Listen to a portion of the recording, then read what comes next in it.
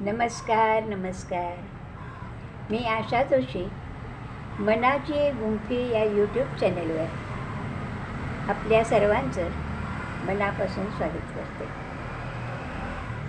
आजच्या माझ्या कथेचं नाव आहे गरज सरो. आमच्या लग्नानंतर गृहप्रवेशाच्या वेळी मंगला वहिनीने आमचं हसतमुखानं औक्षण केलं. आम्ही नमस्कार केल्यावर त्यांनी आमच्या पाठीवर प्रेमाने हात फिरवला. तो प्रेमळ हात आधाराचा होता, आश्वासक होता. अगं नको रडूस, रुळशील इथेही हळूहळू, आम्ही आहोत ना.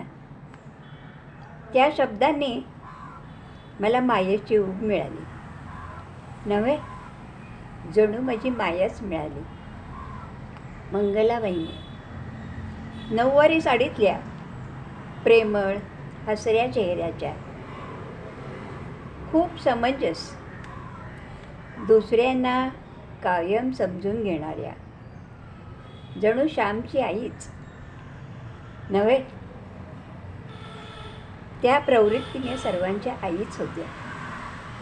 माझ्या आईच्याच वयाच्या, नाताने त्या माझ्या मामे जाऊबाई लागत होत्या, पण माझ्या सासूबाईंच्या खूप लाडक्या होत्या. आमच्या लग्नाच्या वेळी सासूबाईंच्या मदतीला म्हणून बापू आणि वहिनी खेडहून मुद्दाम इथे महिनाभर आलेले होते. बापू खेडला पोस्टामध्ये नोकरीला होते. दर 4-5 वर्षांनी त्यांची बदली व्हायची. बापूंना 3 भाऊ आणि 3 बहिणी. त्यांचा एक भाऊ गावाला म्हणजे गावखडीला तिथे शेतीची वाडीची कामं बघायला म्हणून तिथेच राहायचा. त्याचे आईवडीलही तिकडेच होते. त्या बापूंची एक बहीण लग्न होऊन मुंबईला आली होती. बापू सगळ्यात मोठे आणि एकटेच कमावते होते. त्यांना घरीही पैसे पाठवायला लागायचे. बापूंचे 2 लहान भाऊ मनोहर आणि शशिकांत आणि धाकट्या 2 बहिणी सुधा आणि कमल या शाळेत जायला म्हणून बापूंकडे राहत होते. बापूंना राजेश, शीला आणि किरण अशी 3 मुलं होती. सर्वांच्या शिक्षणाचा, राहण्याचा, जेवणाखाण्याचा खर्च बापू आणि वहिनीच करत होते. मंगलाबाईंनी घरकाम सांभाळून दुपारच्या वेळेत लोकांचं शिवणकाम करून संसाराला हातभार लावत होत्या. आजूबाजूच्या लोकांच्याकडचे बाळंतविडे, युनिफॉर्म्स, फ्रॉक्स, परकर पोलकी, ब्लाऊज याच्या ऑर्डर्स त्यांच्याकडे कायम असायच्या. सर्वांच्या शाळा, कॉलेज, त्याच्या वेळा, डबे, मुलांची आजारपणं सर्व काही बापू आणि मंगलाबाईंनीच सांभाळलं. त्यांच्या कर्तव्यात ते कधीही कुठेही कमी पडले नाहीत. आम्ही सुद्धा रत्नागिरीला जाता येता खेड चिपळूण जिथे बापू असेल तिकडे जाऊन येत होतो. वहिनींचे कष्ट तसेच चालू होते, पण त्यांच्या चेहऱ्यावरचं हसू आणि प्रेमळपणा हा मात्र कधीही यात किंचितही कमी झाला नाही. त्या जुन्यात जुन्या आणि नवीनात नवीन होऊन मिसळत होत्या.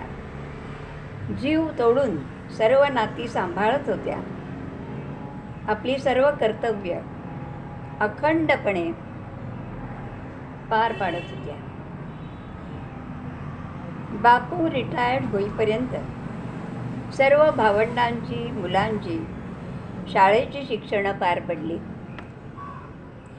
त्यांचा मुलगा राजेश हा इंजिनियर झाला, नोकरीला लागला आणि डोंबिवलीला त्यांनी जागा घेतली. त्यांचा भाऊ मनोहर हाही त्याच्या लग्नानंतर नोकरीसाठी डोंबिवलीलाच राहायला गेला. सर्वात धाकटा भाऊ हा दापोलीच्या कॉलेजमध्ये नोकरीला लागला. बापूंच्या दोन्ही बहिणींची लग्न झाली. त्यावेळी त्यांच्या मुंबईतल्या लग्न झालेल्या बहिणींनी थोडीफार आर्थिक मदत केली. बाकी सर्व मेहनत मात्र बापू आणि मंगला वहिनींचीच होती. डोंबिवलीतला धाकटा भाऊ मनोहर हाही त्याला होईल तशी मदत करत होता. सुरुवातीपासून गावच्या घरासाठी शेतीवाडीसाठी लागणारा सगळा खर्च, भावंडांच्या राहण्याचा, शिक्षणाचा खर्च बापूच करत होते. गावच्या उत्पन्नात त्यांनी कधीही आपला वाटा मागितला नाही आणि बाकीच्या नाही काही त्याच्यात गैर वाटलं नाही, अयोग्य वाटलं नाही. त्यांनी हा जर हिस्सा मागितला असता तर मात्र ते सर्वांच्या मताने वाईटच ठरले असते. त्यांच्यावर अन्याय होतोय असं कोणालाही कधीही वाटलं नाही. वास्तविक आपल्या भावंडांसाठी दोघांनीही किती त्रास घेतला, किती मेहनत घेतली हे कळण्या इतपत सर्व भावंड मोठी होती. बापूंचे वहिनींचे काबाड कष्ट सर्वांनी प्रत्यक्ष पाहिलेले होते.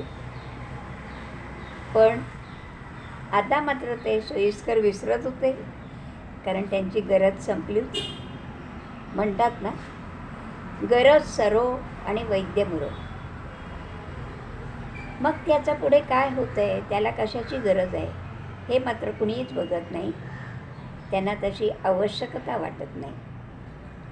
आपल्याकडे सगळी एअरटाईट कंपार्टमेंट झालेली आहे. काम करणाऱ्यांनी सतत कामच करत राहायचं आणि मागणाऱ्यांनी सतत मागत राहायचं, देणाऱ्यांनी देत राहायचं. हे दोन्ही व्यवहार एका माणसाशी असू शकत नाही असं सगळ्यांनाच वाटतं. गरज सरो हेच हल्ली सर्वांचं तत्त्वज्ञान झालेलं आहे. बघता बघता लोक कृतज्ञ होतात आणि यालाच प्रॅक्टिकल असं नाव, हे गोंडस नाव देतं. वास्तविक आपण कोणामुळे मोठे झालो, कोणाच्या कष्टांमुळे, कोणाच्या मेहनतीमुळे आज आपल्याला हे दिवस दिसत आहेत याची जाणीव कायम माणसाने ठेवली पाहिजे. ते विसरणं म्हणजे निव्वळ कृतज्ञपणा. असं स्वार्थी जीवन किडामुंगी जगतात. मग त्यांच्यात आणि माणसांमध्ये फरक काय राहिला? ही माणुसकी विसरणं म्हणजे कृतज्ञता. आपणच आपली नाती, आपली माणुसकी जपायला हवी ना. आपण वागताना दुसऱ्यावर कधीही अन्याय होणार नाही याची खबरदारी घेतली पाहिजे. दुसऱ्याशी अन्यायाने वागताना आपण त्याच्या जागी असतो तर आपल्याला काय वाटलं असतं याचाही थोडा विचार केला पाहिजे आणि याची काळजी करायला हवी. खरं ना. नमस्कार.